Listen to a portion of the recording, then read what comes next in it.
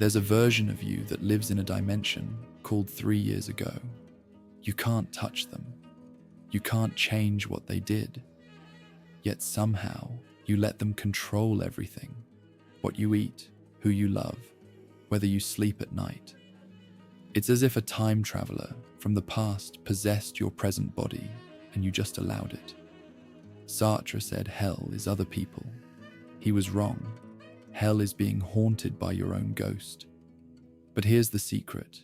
Ghosts only have the power you give them.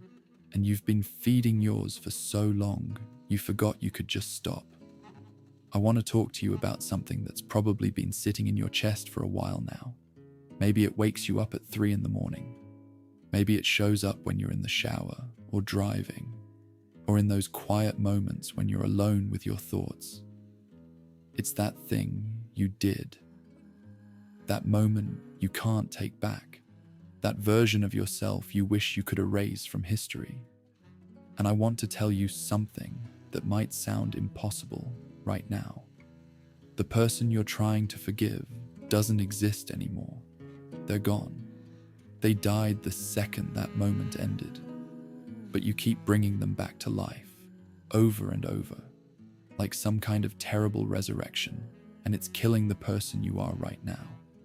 See? Here's what nobody tells you about guilt. It's not loyalty. It's not morality. It's not even really about the past. Guilt is a choice you make in the present moment, to identify as something that already ended. It's like watching a movie that's already over, but refusing to leave the theater. The credits rolled, the lights came on, the doors are open, but you're still sitting there in the dark, replaying the same scene in your mind, as if watching it one more time will somehow change the ending. I need you to understand something fundamental about time and identity, because this is where everything shifts. Right now, as you're listening to this, you think of yourself as a continuous thing, a self that stretches from your childhood all the way to this moment, like a thread pulled through time. You think the person who hurt someone 5 years ago is the same person sitting here right now. But that's not how reality works. That's not what the science says. That's not what the philosophers discovered. And it's definitely not what your actual lived experience tells you when you really look at it. The ancient Greek philosopher Heraclitus said something that sounds simple, but is actually world-shattering. You cannot step in the same river twice. Why? Because the river is constantly flowing. The water that was there a second ago is already downstream. New water has taken its place. Same river, completely different substance. But here's the part that will break your brain open. You are the river. You are not the same person you were 5 years ago. You're not even the same person you were yesterday. Every cell in your body is in a constant state of death and rebirth. Your skin cells replace themselves every 2 to 4 weeks. Your red blood cells every 4 months. Your entire skeleton regenerates every 10 years. Even your neurons, which scientists used to think were permanent, are now known to change, adapt, and rewire throughout your entire life. The person who did the thing you can't forgive is biologically, scientifically, literally not you anymore. They're dead. Time killed them. Every breath you've taken since that moment has been a step away from who they were. So why are you still carrying their body? Why are you wearing their crimes like a second skin? Because somewhere along the line, you were taught a lie. You were taught that you are a thing, a noun, a fixed identity that carries guilt like a genetic marker that can't be removed. But Sartre, that brilliant, chain-smoking French existentialist sitting in a cafe with too much coffee and too many cigarettes, saw through this lie. He called it bad faith, mauvaise foi. It's the act of lying to yourself, pretending you're a fixed object when you're actually pure freedom, pure possibility, pure becoming. When you say, I am a liar, I am a cheater, I am a bad person, you're not describing reality. You're performing an act of existential cowardice. You're turning yourself into a statue to avoid the terrifying responsibility of being a river. Think about it. When someone else hurts you, you probably eventually find a way to forgive them. You realize they were going through something. They were younger. They were hurt. They didn't know better. They've changed since then. You grant them the grace of being allowed to be different people across time. But when it comes to yourself, no mercy, no nuance, no recognition that you've changed. You become the cruelest judge in the history of human consciousness, sentencing yourself to life imprisonment for a crime committed by someone who no longer exists. Let me tell you what this looks like in practice, because I bet you're doing it right now. There's a moment from your past, right? A specific moment that plays in your head, like a corrupted video file that your brain can't delete. Maybe you said something cruel to someone you loved. Maybe you lied when the truth mattered. Maybe you hurt someone who trusted you. Maybe you failed at something important. Maybe you weren't there when someone needed you. Whatever it is, it's probably playing right now in the background of your mind as you listen to this, like a song you can't turn off. And here's what you do with it. You wake up, and within seconds, sometimes before you even open your eyes, it's there, the memory. And with the memory comes the feeling, that sick, heavy feeling in your stomach, that tightness in your chest, that voice that says, I can't believe I did that. What was I thinking? How could I? And then you start the spiral. You imagine what the other person thinks of you. You imagine how your life would be different if you could go back and change it. You apologize to them in your head for the 1,000th time. You make deals with a universe that doesn't make deals. If I could just go back, if I just get one more chance, I would do it differently. But here's what you're actually doing. You're not remembering the past. You're creating it. Every single time you recall that memory, your brain is reconstructing it from fragments, and it's filtering it through who you are now, what you believe now, what you're afraid of now. Neuroscientists have proven this. Every time you remember something, you're actually remembering the last time you remembered it, not the original event, which means that thing you're guilty about, the one you've replayed 10,000 times, it's not even real anymore. It's a myth you've edited and re-edited so many times that you've created a monster that never actually existed in that exact form. And you know what the cruelest part is? While you're stuck in that moment, time is still moving. Life is still happening. Opportunities are passing. People who could love you right now are standing in front of you. But you can't see them because you're staring at a ghost. Your future is trying to be born, but you keep strangling it with the hands of your past. Imagine this. Imagine there's a courtroom. You're sitting in the defendant's chair. The prosecution stands up and presents their case. They show video evidence of your worst moment. They bring up witnesses. They show the damage, the hurt, the consequences. And it's all true. You did it. There's no denying it. Then the judge turns to you and asks, how do you plead? And you say, guilty. Guilty forever. Life sentence. No parole. No possibility of redemption. Lock me up and throw away the key. The judge looks at you, confused. She says, but that crime was committed 3 years ago by someone who no longer exists. The person sitting in this courtroom right now has different beliefs, different behaviors, different neural pathways, different cells in their body. You're sentencing an innocent person to life in prison for a crime they didn't commit. You look at the judge like she's insane. You say, but I remember doing it. I remember being that person, so I must still be them. And the judge says, you remember a story. But the person in that story is dead. They died the moment the act ended. Every moment since then, you've been someone new, someone who's been learning and growing and changing. But you keep choosing to identify as the person in that story. That's not justice. That's just torture. This is the prison you're living in. A prison with no walls, no bars, no guards, except you.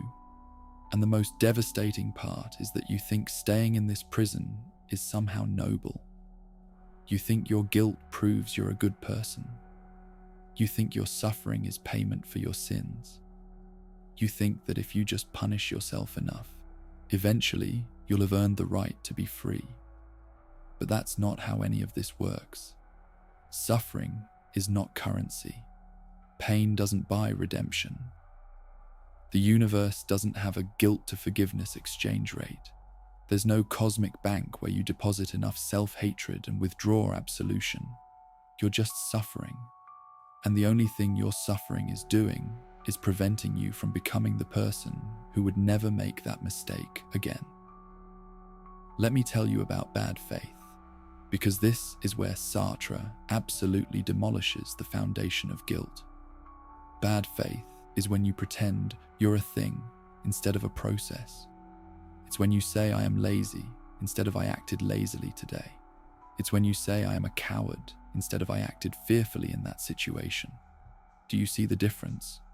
One is a permanent identity, a life sentence, a statue carved in stone. The other is a behavior, a moment, a choice that has already passed. When you say, I am the person who did that terrible thing, you're committing bad faith.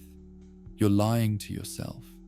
You're taking a single action, or even a pattern of actions, and you're crystallizing it into a permanent essence. You're saying, this defines me forever, but nothing defines you forever. You're not a definition. You're not a conclusion. You're an ongoing verb, not a finished noun. Sartre would look at you and say, you're pretending to be a rock when you're actually a flame. A rock is what it is. A flame is what it does. Stop being a rock. And here's the thing that makes this even more complicated. You're not just lying to yourself. You're performing. You're putting on a show. For who? Maybe for the person you hurt. Maybe for God. Maybe for some invisible jury of moral authorities you've assembled in your mind. But mostly, you're performing for yourself. Every time you replay that memory and feel that guilt, you're performing a ritual. The ritual says, see, I'm a good person. I care about what I did. I have a conscience. I'm not one of those people who hurts others and doesn't care. My suffering proves my goodness. But does it? Does your suffering actually help anyone? If the person you hurt has forgiven you, does your continued self-punishment honor them or burden them? If they haven't forgiven you, does your guilt undo the harm? Does it build a time machine? Does it reverse the consequences? No. It does nothing, absolutely nothing, except make you feel like you're doing something. It gives you the illusion of atonement without the actual work of transformation. This is what psychologists call moral self-licensing. You're bargaining with morality itself. You're saying, I've suffered enough, so now I deserve to be free. But the universe doesn't work on a suffering-based economy. The only thing that matters is what you do now, not what you did then, not how bad you feel about it. What you choose right now, in this moment, with the freedom you have. Because here's the secret they don't tell you. You are free, right now, radically, terrifyingly, absolutely free. You can choose to stop identifying as your past right now, not tomorrow, not after you've processed it enough or felt bad enough or apologized enough. Right now, this second, you can choose to say, that happened, I learned from it, and I am no longer that person. But you won't. You know why? Because that freedom is terrifying. Because if you're free, then you're responsible. Not for what you did, for what you do now. And that's so much scarier than guilt. Guilt is familiar. Guilt is comfortable. Guilt lets you stay small. Freedom demands that you grow.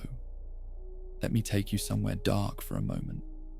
Let me take you to the worst case scenario, the thought you're probably having right now. But what I did was different. What I did was unforgivable. This philosophy might work for small mistakes, but what I did crossed a line that can't be uncrossed. Okay, let's go there. Let's talk about the unforgivable. Who decides what's unforgivable? You. Are you the supreme moral authority of the universe? Are you the one who gets to determine what's beyond redemption? Because if you are, then you're playing God, and that's the most arrogant position possible. You're claiming to know with absolute certainty that change is impossible, that transformation is a lie, that people are fixed things that can never become something new. Or maybe society decides what's unforgivable, the collective judgment of culture and law and public opinion. But societies change their minds all the time about what's forgivable. Things that were unforgivable 100 years ago are accepted now. Things that are unforgivable now might be understood differently in the future. So if you're waiting for society's permission to forgive yourself, you're giving your freedom to a moving target. Or maybe God decides. Maybe there's a cosmic authority that determines what's beyond redemption. But here's the interesting thing. Almost every major religion and spiritual tradition teaches that nothing is unforgivable if there's genuine transformation. Buddhism talks about karma and rebirth. You can change your karma through different actions. Christianity teaches that no sin is beyond God's forgiveness. Islam speaks of Allah's infinite mercy. Even in secular humanism, the core belief is that people can change, grow, and become better. So if it's not you, not society, and not God who's saying you're unforgivable, then who is? Who's the voice in your head that keeps saying you don't deserve to be free? Where did that voice come from? I'll tell you where. That voice is a recording. It's an echo. It's the internalized shame you absorbed from parents, teachers, religion, culture, media. 1,000 sources you can't even remember. Carl Jung called it the shadow. Freud called it the superego. Nietzsche called it the internalization of slave morality. But whatever you call it, it's not you. It's a program running in the background of your mind, and you've been hitting play for so long, you forgot it's not a live broadcast. Here's the test. If you met your younger self, the one who made the mistake, and they were standing in front of you crying and asking for forgiveness, what would you do? Would you scream at them? Would you tell them they're worthless? Would you say they deserve to suffer forever? Or would you put your arms around them and say, you messed up, you were hurting, you didn't know better, but you can learn and grow and become someone better? Most people would choose compassion. But when that person is you, when the younger self is not a separate person, but your own past, you become a monster. You become the cruelest interrogator in human history. You take every mistake, every flaw, every moment of weakness, and you use it as evidence that you're fundamentally broken. But you're not broken. You're human. And being human means having the capacity for both harm and healing, both destruction and creation, both the worst and the best. You're not a villain in a story. You're a character in the middle of a transformation, and you're stuck in the second act, refusing to move forward because you don't think you deserve the third act where you become who you were always capable of being. Let me tell you a story. There's an old parable about a prisoner who spent 20 years in a cell. Every day he woke up on a stone floor, ate stale bread, watched light move across the walls. He hated it. He dreamed of escape. He fantasized about freedom, but he never tried the door. Then one day, a new guard arrived. Out of curiosity, the guard pushed the cell door. It swung open easily. It had never been locked. The guard called out, "You're free. You can leave anytime." The prisoner stared at the open door for a long time. Then he reached out and closed it. "I'm not ready," he said. The guard asked why. The prisoner said, "Out there, I don't know who I am. I don't know what to do. In here, at least I know my role. I'm a prisoner. If I leave, I have to figure out who to become. That's too hard. That's too scary. I'd rather stay where I know what to expect." The guard left. The prisoner stayed. And he spent the rest of his life in that unlocked cell, telling everyone who would listen that he was trapped, that he couldn't escape, that he was a prisoner. And the saddest part, he believed it. You are that prisoner. The door has been open this entire time. You could walk out right now, but you've made guilt your identity. You've made suffering your purpose. You've made the cell your home. Because at least in the cell, you know who you are. At least in the cell, you have a clear story. I'm the person who did the bad thing, and now I'm paying for it. That story makes sense. It has a clear beginning, middle, and end. But freedom is chaos. Freedom means you have to choose who to become. Freedom means you're responsible for building a new story. Freedom means you can't blame your past for your present anymore. And that's so terrifying that most people would rather stay in the cell and pretend they're trapped. Sartre called this radical freedom, and he said we're condemned to it, not blessed with it, condemned, because freedom is a burden. Freedom means that in every single moment, you are choosing. You're choosing what to think, how to act, who to become. There's no predetermined path, no instruction manual, no cosmic script. Just you making choices over and over, with nothing to guide you but your own values and will. And here's the most brutal part. You can't not choose. Even choosing not to choose is a choice. Even staying in the guilt is a choice. Even saying I can't forgive myself is a choice. You're choosing it right now, this second. And the next second, you'll choose again. And the next. Every moment is a new choice. So the question is, what are you choosing? Are you choosing to be a prisoner to a past that doesn't exist? Or are you choosing to be free in the only moment that actually exists, which is now? I know what you're thinking. You're thinking, this is too philosophical. This is too abstract. I need practical steps. I need to know how to actually do this. And you're right. Let's talk about practice. Let's talk about what freedom actually looks like when you take it out of the philosophy textbook and put it into your real life. First, you need to hold a funeral. I'm serious. You need to mourn the person you were. That person is dead. They died the moment the action ended. But you never said goodbye. You never acknowledged their death. Instead, you've been keeping them alive like a zombie, forcing them to haunt every moment of your present. So write their eulogy. Sit down with a piece of paper or open a document and write it. Say everything you need to say to that person.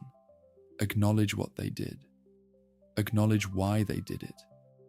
Acknowledge the pain they were in, the fear they were operating from, the wounds they were carrying. Acknowledge the harm they caused. Acknowledge the consequences. Don't minimize it. Don't justify it. Just see it clearly. Then say goodbye. Thank them for the lessons they taught you, even if those lessons came through pain. Thank them for showing you who you don't want to be, which taught you who you do want to be.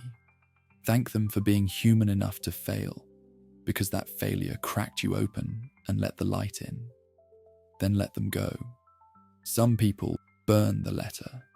Some people bury it. Some people read it out loud in a place that matters and then rip it up and throw it away.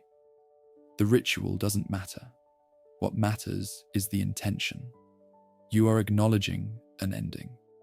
You are attending the funeral of someone who's already gone. And after the funeral, you leave. You don't keep visiting the grave. You don't keep digging up the body to make sure it's still dead. You let them rest, and you walk away. Second, you need to change your language.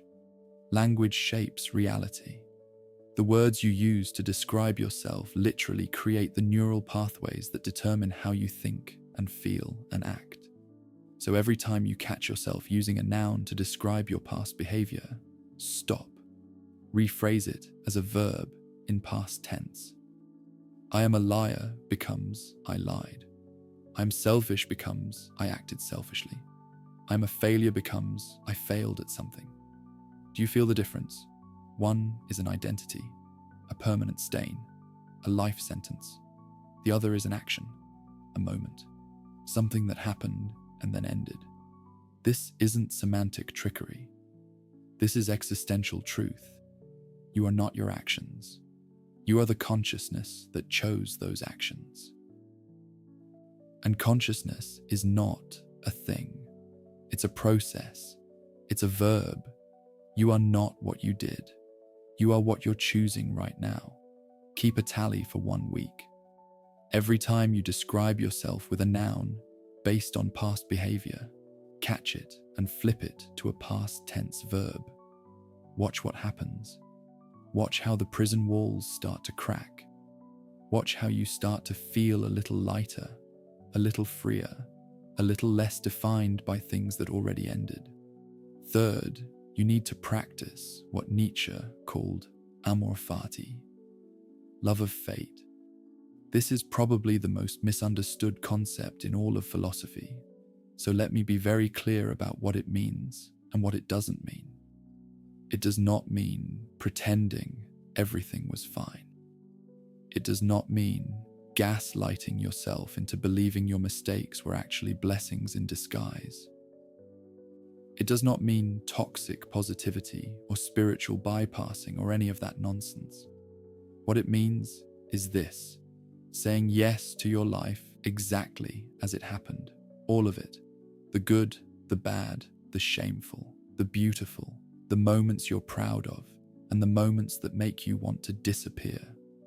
All of it. Why? Because it's already done. It already happened. Fighting it, resenting it, wishing it were different, that doesn't change it. It just adds suffering on top of what already occurred. But here's the deeper truth. You wouldn't be who you are without it. The wisdom you have now came from the mistakes you made. The empathy you carry came from the pain you caused and the pain you felt. The strength you've developed came from having to rebuild yourself after you fell apart. Remove the mistakes, and you remove the growth. Remove the pain, and you remove the wisdom. This doesn't mean the mistake was good. It means the person you became because of it is valuable. And you can't separate the two. You can't keep the growth and discard the experience that created it. So every morning, try saying this: I accept my past exactly as it was.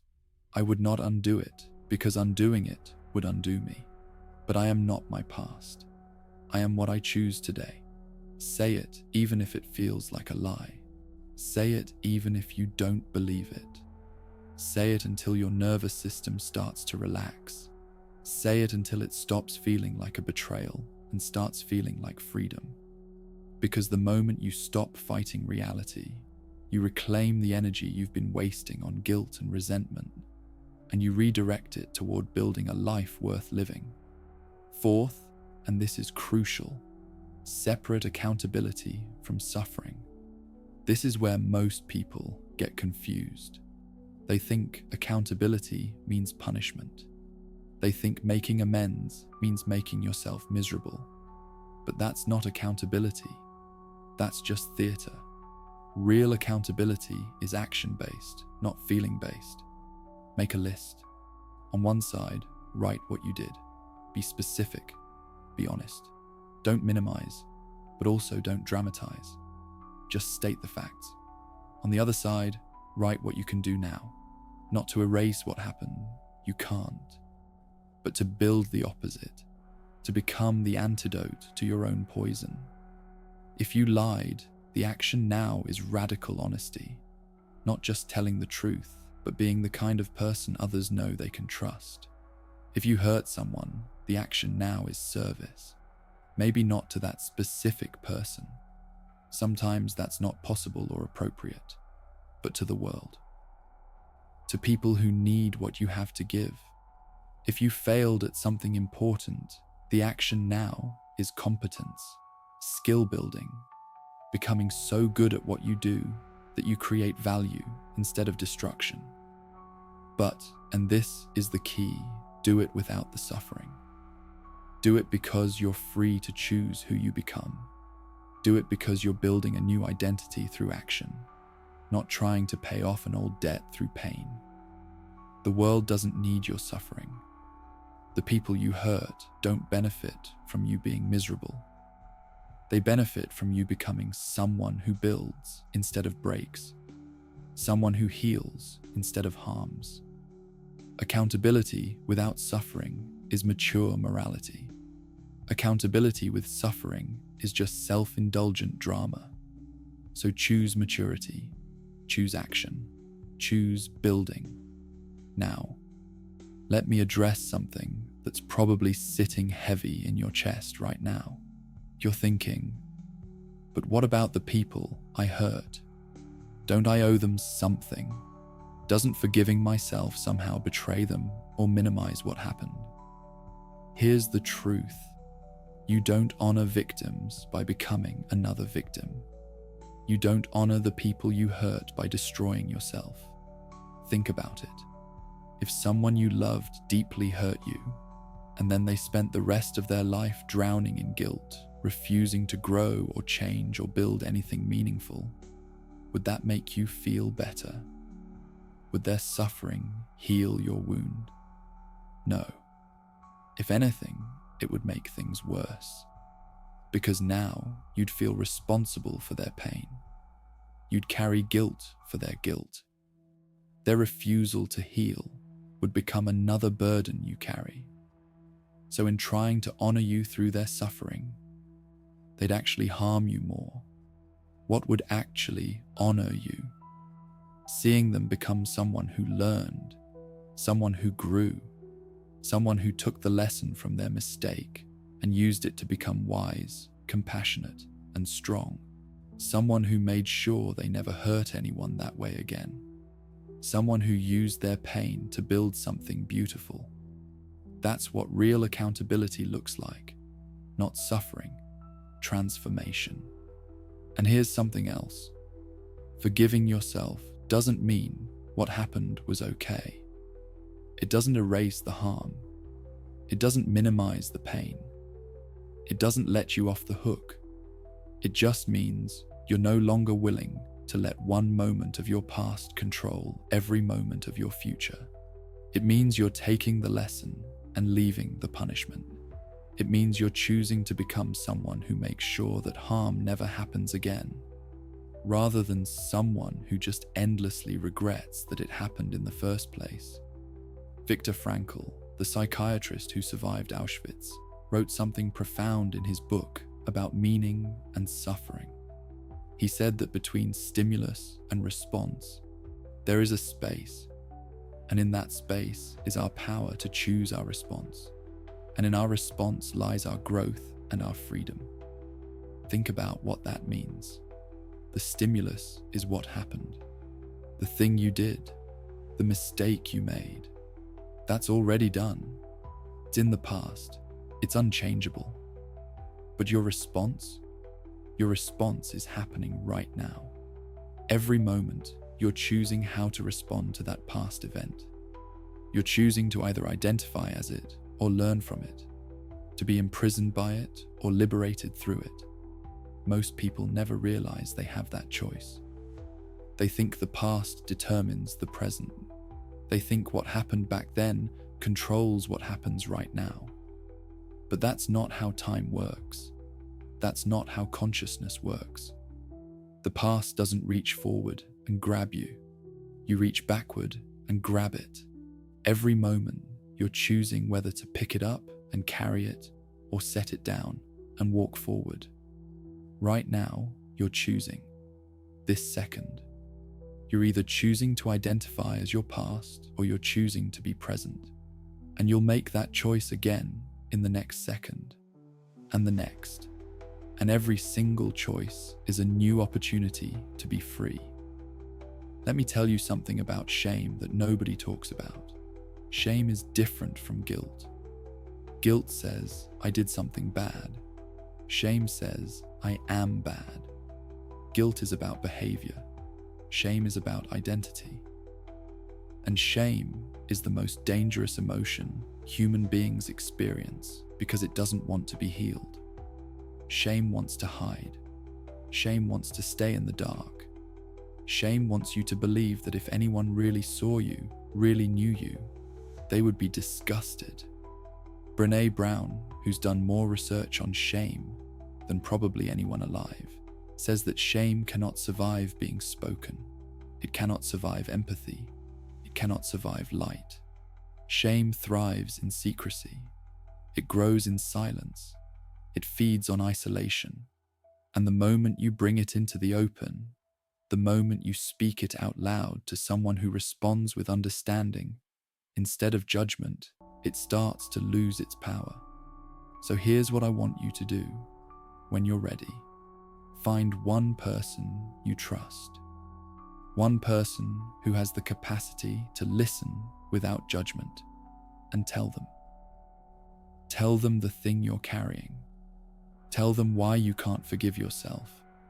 Tell them the story you've been replaying in your head for months or years, and watch what happens. They won't recoil in horror. They won't confirm your worst fears about yourself. They'll probably say something like, I've done something similar.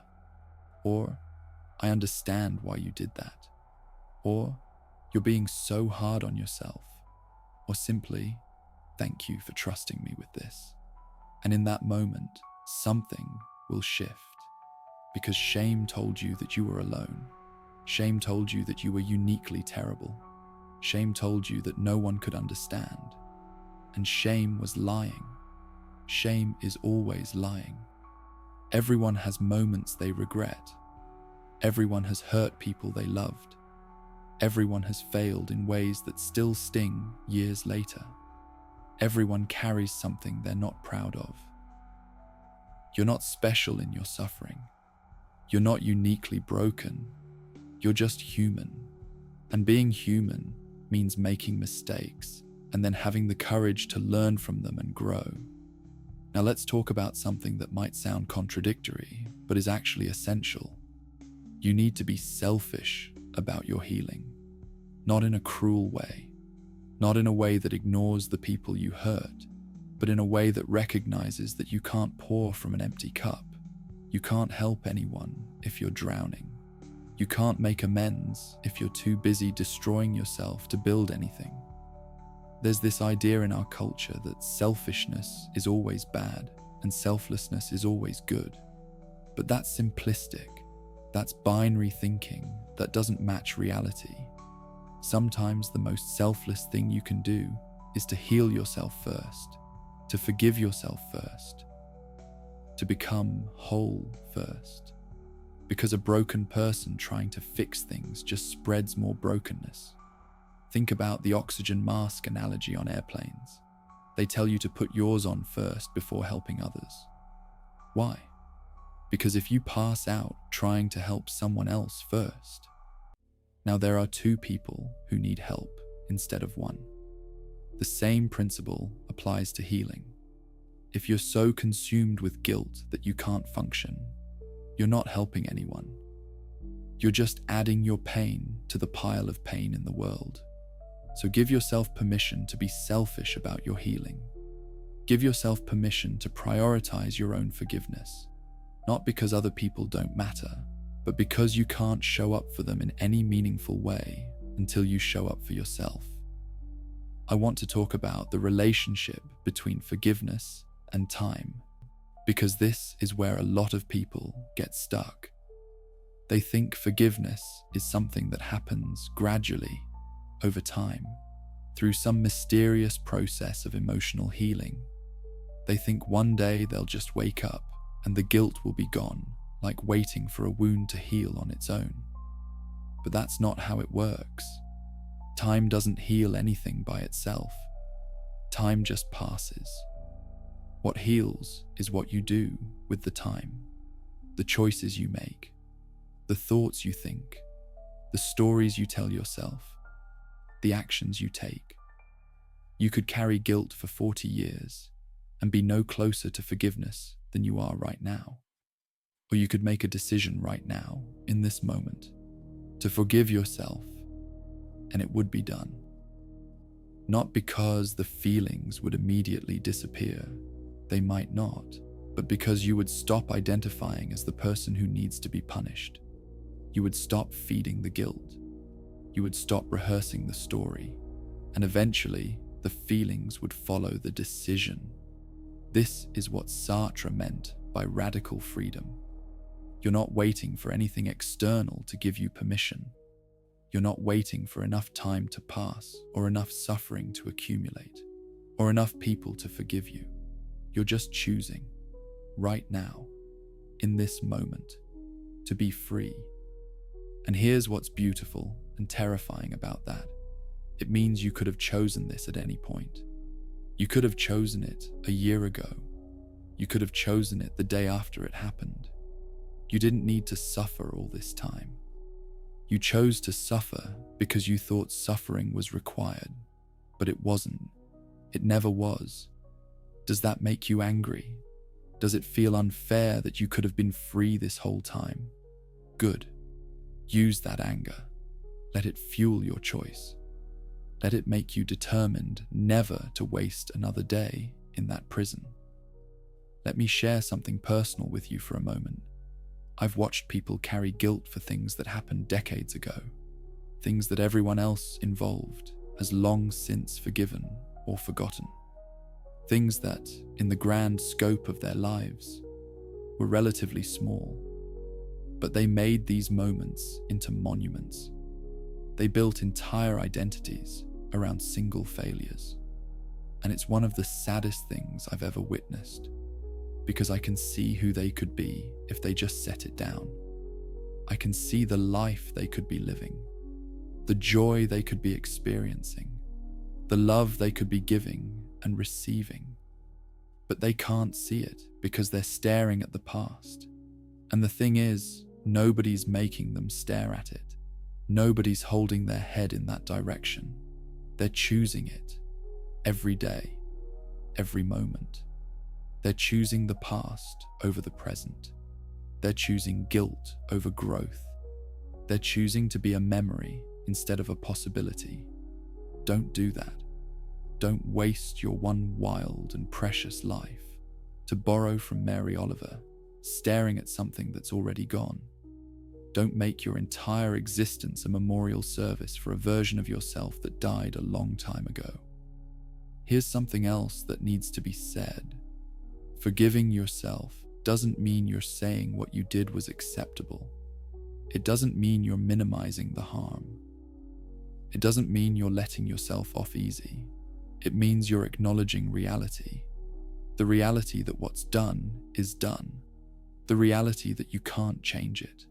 The reality that the person who did it has already ceased to exist. The reality that your suffering doesn't undo the harm. The reality that the only thing you can actually control is what you do from this moment forward. forgiveness is not about the past. It's about the future.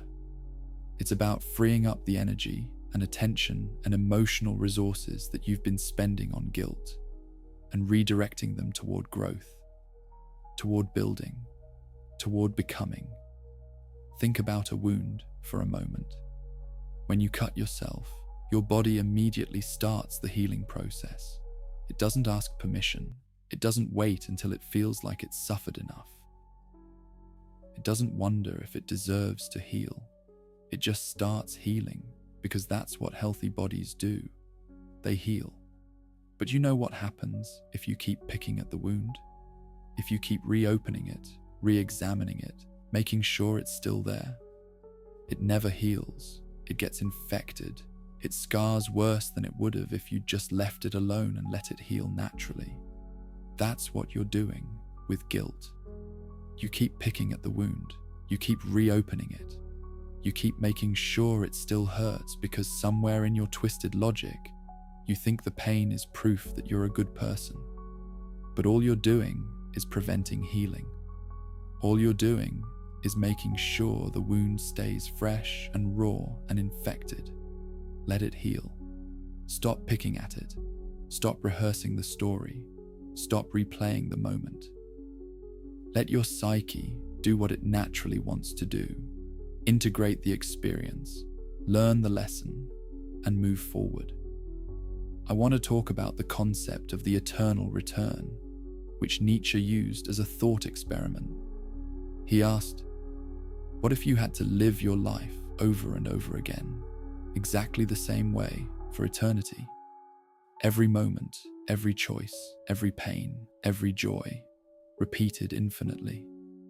Would you be filled with despair? Or would you say yes to life so fully that you'd be willing to repeat it forever? This is the ultimate test of Amor, Fati. This is the ultimate question of forgiveness. Can you love your life enough, mistakes and all, that you'd be willing to live it again? Not because the mistakes were good, but because they made you who you are. Because you learned from them. Because you grew through them. If the answer is no, if there are parts of your life you'd change if you could repeat it, then you're living in resentment. You're living in resistance to reality. You're fighting what is instead of embracing it. But if the answer is yes, if you can say, I would live it exactly the same way, because even the painful parts taught me something essential, then you're free. Then you're no longer imprisoned by your past. Then you're living in acceptance, in love, in the fullness of what it means to be human. That's the goal. Not to pretend the past was perfect. Not to gaslight yourself into believing your mistakes were actually blessings, but to accept your life so fully, so completely, that you'd choose it again, even with all its flaws. Now I know some of you are thinking, this all sounds good in theory, but you don't know what I did. You don't know how bad it was, and you're right. I don't know your specific situation. I don't know the details of your mistake. I don't know the depth of the harm you caused. But here's what I do know. You're still alive. You're still here. You're still capable of choice. And as long as those things are true, you're capable of change. You're capable of growth. You're capable of becoming someone who makes sure that harm never happens again. The question is not whether you deserve forgiveness. The question is, what are you going to do with the fact that you're still here? Are you going to waste the rest of your life mourning who you were? Or are you going to use what you learn to become who you need to be? Because here's the brutal truth.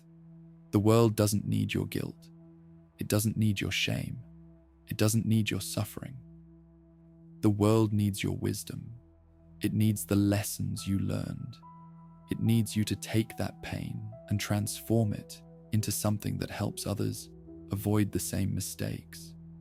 It needs you to become a lighthouse for people who are lost in the same darkness you were lost in. But you can't be a lighthouse if you're still drowning. You can't guide others if you're still trapped in the storm. You have to save yourself first. You have to forgive yourself first. You have to become whole first. And that's not selfish. That's strategic. That's necessary. That's the only way any of this makes sense. Let me tell you about redemption, because I think there's a fundamental misunderstanding about what that word means. People think redemption is about earning back what you lost, about proving you're worthy again, about collecting enough good deeds to balance out the bad ones. But that's not redemption. That's transaction. That's karma accounting.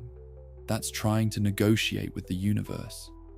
Real redemption is transformation. It's becoming so fundamentally different that the question of worthiness becomes irrelevant. It's not about proving you're good. It's about becoming someone who creates good. It's not about balancing the scales. It's about breaking the scale and building something new. You don't redeem yourself by suffering. You don't redeem yourself by paying some invisible debt. You redeem yourself by changing so completely that the person who made the mistake wouldn't even recognize who you've become. And that person, that transformed, grown, wise version of you, that person has no use for guilt. That person has integrated the lesson and moved forward. That person is too busy building to waste time destroying. Be that person. Choose to be that person right now. There's a moment in the film Good Will Hunting that absolutely destroys me every time I watch it. Robin Williams is talking to Matt Damon, this brilliant but deeply wounded young man who's been through trauma and is carrying so much guilt and pain. And Robin Williams just keeps saying over and over, "It's not your fault, it's not your fault." And Matt Damon keeps deflecting, intellectualizing, trying to avoid the words, until finally he breaks down because he needed permission. He needed someone he trusted to tell him, "You can let this go. You're allowed to stop carrying this. So I'm going to say something to you right now, and I need you to really hear it. Whatever you did, whatever you're carrying, whatever you can't forgive yourself for, you've learned from it. You've grown from it. You've become someone different because of it. And the person who did that thing, they're gone. They don't exist anymore. You're not them. And you're allowed to stop punishing yourself. You're allowed to stop carrying the body of someone who's already dead. You're allowed to mourn them and let them go. You're allowed to be free. It's not betrayal. It's not forgetting. It's not minimizing. It's just acknowledging that you can't change what's already happened. And the only thing you can do is choose what happens next. So choose freedom. Choose growth. Choose to be present. Choose to build something beautiful with the time you have left, because that's what this is really about. It's about time. You have a finite amount of time on this planet, a finite number of days, a finite number of moments. And every moment you spend in guilt is a moment you're not spending in life. Every moment you spend punishing yourself is a moment you're not spending growing, loving, creating, contributing. Is that really how you want to spend your one precious life? Locked in a cell that was never locked, carrying a body that's been dead for years, replaying a moment that's already gone? Or do you want to step into the full, terrifying, beautiful responsibility of being free? Do you want to make choices that matter? Do you want to build something that lasts? Do you want to become someone who makes the world better instead of worse? The door is open. It's been open this whole time. The only question is, will you walk through it? I want to leave you with one final thought, one final image to carry with you. Imagine yourself 10 years from now. Imagine that you chose today to forgive yourself, to let go, to be free. Imagine how that version of you looks, how they carry themselves, what they've built, who they've become. Imagine the peace in their eyes, the strength in their presence, the wisdom in their words. That person is possible. That person is waiting for you. But they can only exist if you make the choice, right now, to stop being who you were and start becoming who you could be. Or imagine yourself 10 years from now, having not forgiven yourself, still carrying the same guilt, still replaying the same moment, still locked in the same cell. Imagine how that version of you looks, the tiredness, the resignation, the life unlived. Which one do you want to be? Which future do you want to create? Because you're creating it right now, with every choice, every thought, every moment of identification with past or present. So here's my final message to you. The person who did the thing you can't forgive is already dead. They died the second the act ended. Every cell in their body has been replaced. Every moment since then has been a step away from who they were. You've been carrying their corpse, wearing their crimes, living their prison sentence.